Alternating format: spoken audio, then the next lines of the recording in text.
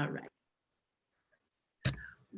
Well, hello, everyone, and welcome to episode 2 of the YouTube channel and soon-to-be podcast called Things That Matter with Marty McNabb, me. As many of you know, I am a personal historian and a legacy artist who loves helping people tell stories of the things that matter in their life.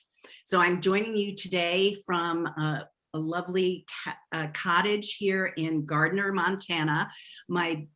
One of my best friends from high school has been here for over 40 years. And I have the pleasure of being in her little cottage for a couple of days. Unfortunately, Yellowstone is closed. The main and first entrance into Yellowstone is closed because of the flooding, as many of you know.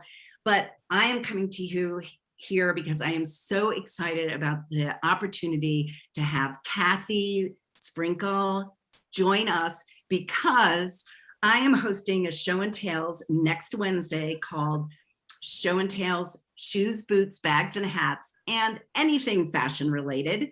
And I literally ran into Kathy at the closing party, almost ran into you at the closing party of the 10th and final, sadly, I know, World Domination Summit. And I had never heard about it, but I had a chance to go in Portland, and the closing party was all about New Year's Eve. It was celebration. Obviously, this was a 10-year passion project of Chris and his team.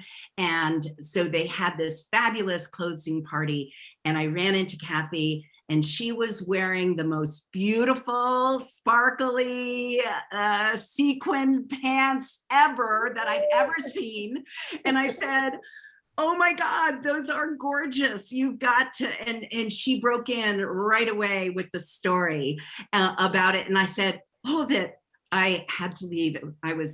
My back was killing me, but I was like, can you come on to my show and tales? Will you join me and share the story? I heard a little bit, but then she's not able to make it next Wednesday because she's going to be in Disneyland, right? Is that where you're going with family? Yes. So another fabulous experience with your family. So I was like, well, come on to my episode, come on to Things That Matter with Marty McNabb and share this story so I can share her story with my audience and my community. And so Kathy, take it away. Tell us where you're joining us from, a little bit about you, and then tell us and do show and tell here for everyone to appreciate and enjoy. Okay, well, thank you so much for having me on here. This is exciting for me. You say it's episode 2? This is episode 2. The second only podcast I've ever been on. So yes, too. Wonderful. So as Marty said, I'm currently here in Hawaii. I live in Hawaii. Was that you making that noise? Okay. I moved here with my family 4 years ago, full time. We've been coming for years because we love Hawaii. I'm originally from the East Coast, and these pants hail from the East Coast. I was living in Hastings on the Hudson in 1999. And in October of 1999, I went to a Halloween party as the Millennium Bug. I don't know if you guys remember back then, we were all thinking all the computers were going to crash and go completely kaplooey, and everybody was all worried about that. So my Halloween costume, I wore these pants. I found these pants at a fun store in New York City somewhere. I know the store, but I know it's not in business anymore, and I can't remember the old name. But anyway, it was down in the financial district, and I found these, and at the time I actually sewed gloves on the side to look like little feet on the legs, and then I put I had these like sparkly antenna, and I was the Millennium Bug. Then fast forward later in the year, for the year 2000 New Year's Eve, I took the legs off and then wore them again. I have now worn these pants on multiple occasions. And when Chris said we're going to have a New Year's Eve celebration, I knew exactly what I had to bring again. because they are the best. And what was really exciting for me this time is I had a favorite pair of shoes that I actually wore out, like wore through. I've never had that happen. And I was like, I need some fancy shoes. And I got to go buy new fancy shoes to match my pants. And here they are. And oh my gosh, I can't tell you how much joy these freaking shoes bring me. When I bought them, I was at the hotel. I just left them out. Like I had all my other stuff was in the suitcase. I left them out to look at them. And now in my closet, I have a place where I keep them and I can see them from sitting on my bed. So I don't know. They just make me happy. I don't know how often I'll get to wear them. I live in Hawaii. It's a little more casual, but anyway, there they are, the sparkly ones. Well, and you get a chance to wear them, realistically. You were also sharing earlier when we were talking about the wonderful event that I've got to look into and see a little bit more about, that WDS, because the beauty of WDS, or World Domination Summit, is they invite all the attendees to host meetups. And I held a meetup called Things That Matter. And you said you had gone. Yeah, I went to one that was about fashion and change your fashion, change your life. And it definitely gave me the confidence to wear some of my things. I'm just not sure sparkly pants is an everyday attire thing for me. I'm not saying it couldn't be an everyday attire thing. I'm just not sure it's one for me. I am willing to add crazy wide-legged ruffly black pants. That was a leap for me, and I've made it. So who knows? Talk to me in a year. Maybe it's sparkly pants every day. I don't know. It's I loved how you said that, like earlier when we spoke about all this, the underlying, or what we hear in society or from our family.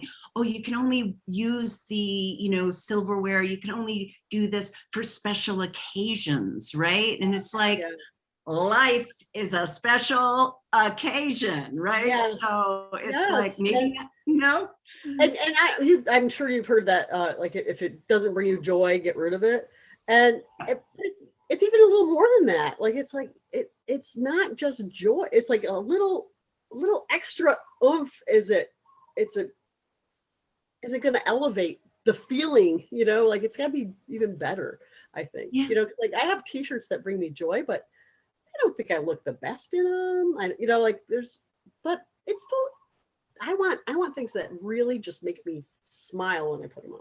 Yeah. Yeah. Oh my God. And I love that you can see those sparkly shoes from your bed. And when you said they bring me joy. So one of my friends and his partner wrote a book called What We Keep. It's a beautiful book, and it's literally, he asked that question: what thing brings you joy, magic, and meaning? And they interviewed hundreds of people and put together this beautiful book. And I love that. I've moved as I shared earlier with you, I've moved many times around the country, and I've gotten rid of a lot of stuff over the years.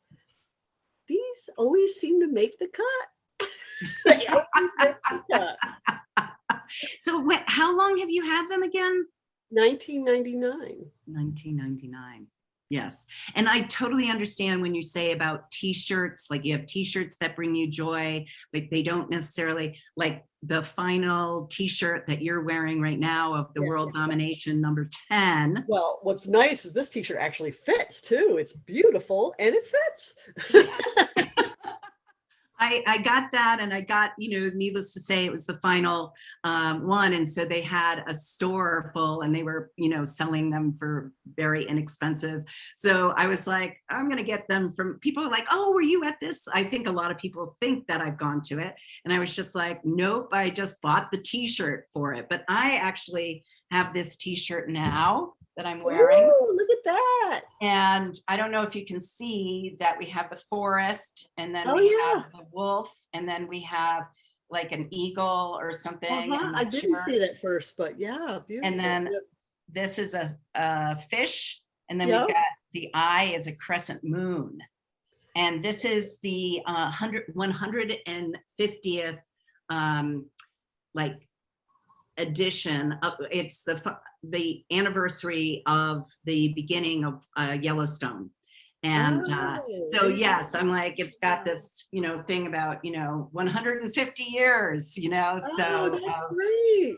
of Yell, as they call it. So I understand, and that's one of the things that matter too, is and moving. I moved 9 times before high school, and then at least like 10 times since then. So you can't take a lot, I don't want to pack it up. I don't want to store things, because it's like, oh my God, like, like if you're not enjoying it, if you're not using it, it either has a story or a function, then why are you carrying it around? So it's like, it's a little more pressing now that I live through at least a third of the time in a 21-foot Winnebago Travato, but it's possible. That's the thing. It's possible. And I love that idea that's what you got inspired from, the woman or a man. I don't know. I'm assuming it was woman for the fashion event, the meetup. But it could be a man. But I love the idea that inspired you to say, I can wear these things many more times. I don't have to, Yeah, I do not have to wait. I do not have to. You don't have to wait for this. And so I didn't find out, you've moved a lot. You kept on moving west. So can you tell the people who are listening where you are now? I'm in Hawaii now. Yeah. Okay. I actually thought I started with that. Did I? Oh, maybe you did. Maybe you did. Well, maybe not. Yeah. I missed that. I grew up in upstate New York, and then just kept moving west, and now I am in Hawaii. The joke is, our family just before the pandemic, we visited Japan and loved it. Oh. So my mother's worried that we're going to keep going west. To Japan? I bet. When I was in high school, we hosted an exchange student from New Zealand, so we could keep going there too. Oh my God. Well, if you keep on going west or going east, eventually, that's the thing with your globe on this. And one of the other things that you had mentioned was that I love the idea, like you're a mom who's like keeps on, refashioning yourself and just it seems like embracing one, like it's not exactly what you thought it was going to be. You didn't have like this clear plan of whatever, like it's just, you just kept on opening to what the possibilities are in terms of meeting your husband, in terms of having a child later in life, in terms of a wonderful blog that I look forward to, your possible reinvention of bliss habits, encouraging people to, get out of their little box. They're like, kind of what Chris says, like being, being an unconventional person in a conventional world, just like seeing things, opening up to things. So I just love hearing more about how you've created your life. Oh, thanks. I do think that I've probably had a good solid base of quirkiness my entire life. So weirdos unite. Yes. So my name now is Sprinkle, but my maiden name was Funke. So I'm actually Kathy Funke Sprinkle. And growing up, Kathy Funk, you can imagine, had its own trajectory. So I've ridden the wave, I guess, I've ridden the wave of it. And sometimes it's really cute. My husband is actually pretty conventional, and I call him my safety sweetie, which I highly recommend if you're somebody who's not safe like me, that you get one, because he's like, I don't know if that's a good idea. I'm like, oh, I hadn't even thought about it. Yeah. So, yes. So I mean, I think, sometimes being quirky scares him, but like he said, when I came back from WDS, he likes who I am after I like really go places where I'm fully myself, you know? Yeah. I love that. A safety sweetie. And I think that's what I've found too with my wife, is, she's a little bit more conventional.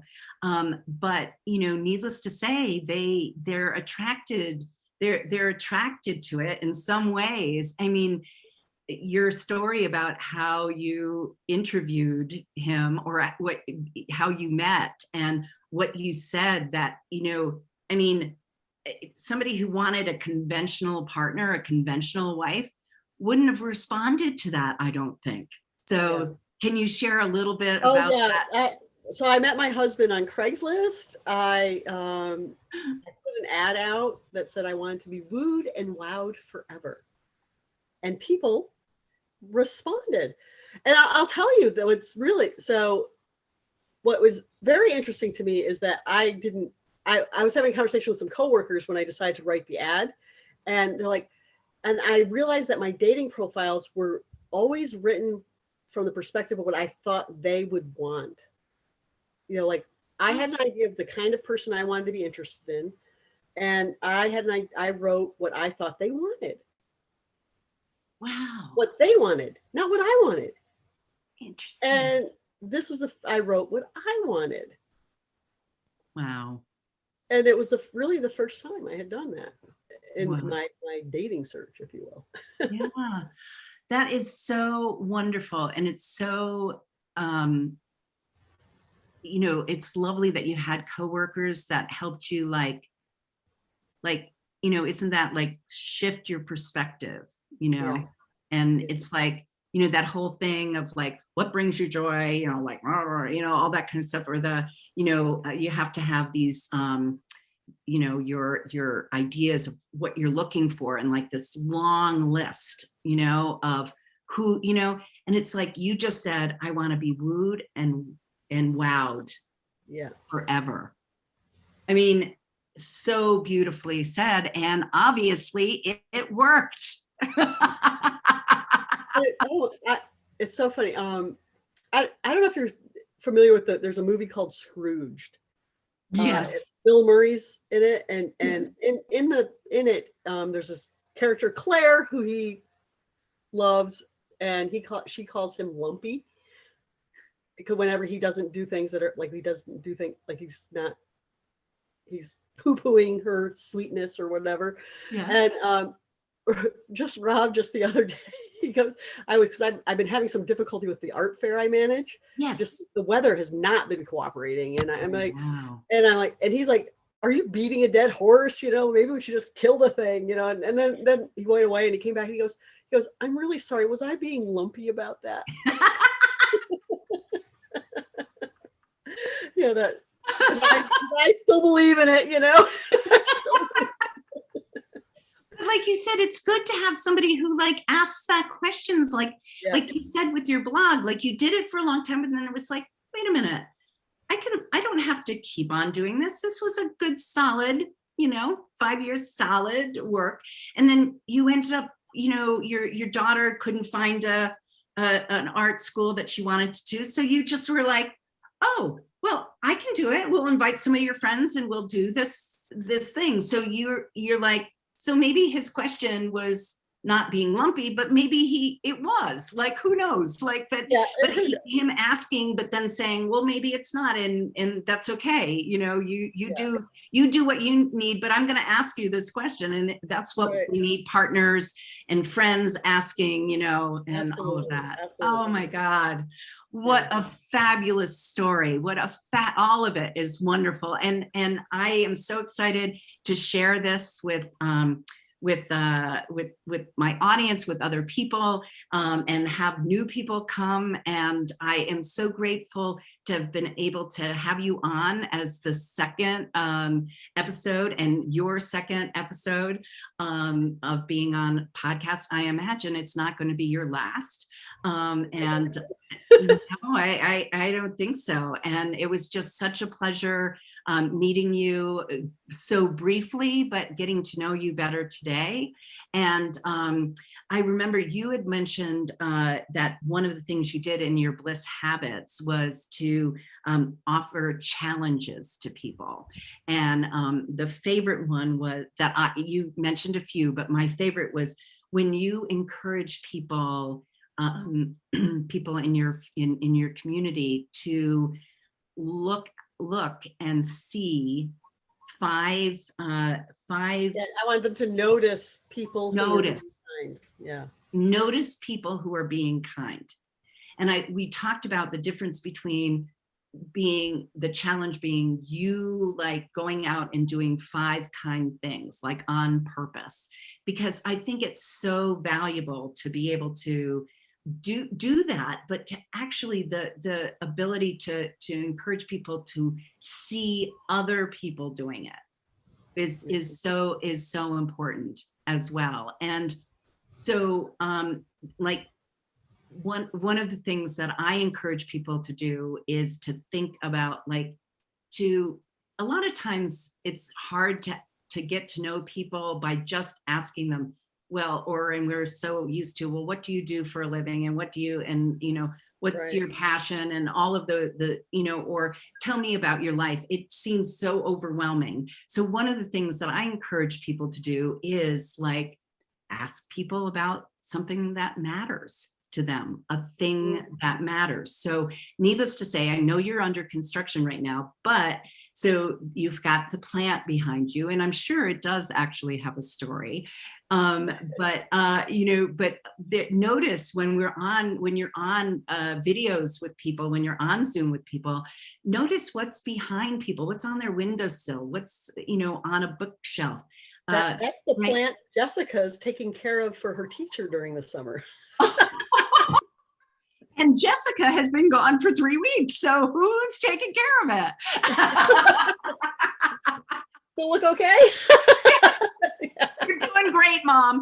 But exactly, it's a story. So I just encourage people to ask people about like something like I did with you about your pants, right? Or about a t-shirt, that you can start conversations really easily when you ask what that thing behind somebody, or what somebody's wearing, or somebody's like they love the bag or their hat or whatever. Like these are instant conversation starters that will either turn into a real conversation or it won't, but that's okay. But it really is a great conversation starter. So I encourage people to do that who are listening to us. And I am so grateful for you joining me and sharing more deeply the story of those lovely pants and the pants that you're now allowing yourself to wear more often. And you're on a hunt for finding a couple of more pairs.